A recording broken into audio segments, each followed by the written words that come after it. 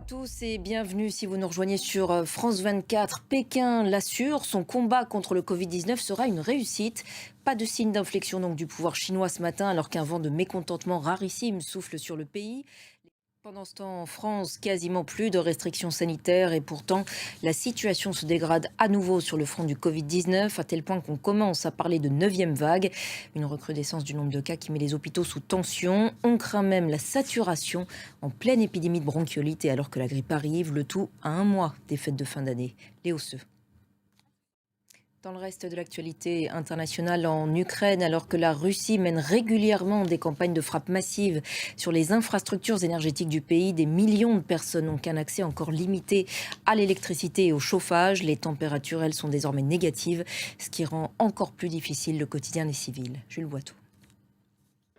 Allez, on va revenir maintenant sur ces frappes de l'Iran sur des groupes d'opposition kurdes situés en Irak. Des groupes accusés par Téhéran de soutenir les manifestations contre le régime qui durent maintenant depuis plus de 2 mois. Ces frappes ont fait plusieurs morts, parmi lesquels de nombreux civils. Reportage de notre correspondante Marie-Charlotte Roupi.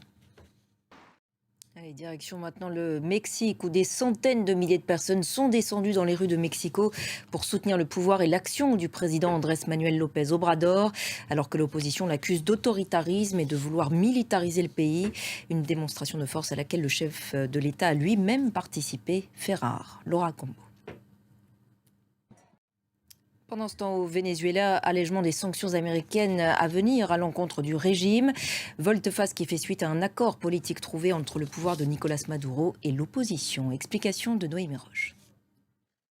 Et un mot de football à présent. Coupe du monde de foot au Qatar, évidemment. Suite des matchs de poule ce lundi. En ce moment même, le Cameroun affronte la Serbie. Autre match du jour à 14h de Paris, ce sera Corée du Sud-Ghana. C'est la fin de cette édition. Merci à tous de l'avoir suivi. L'actualité continue sur notre antenne. Restez avec nous.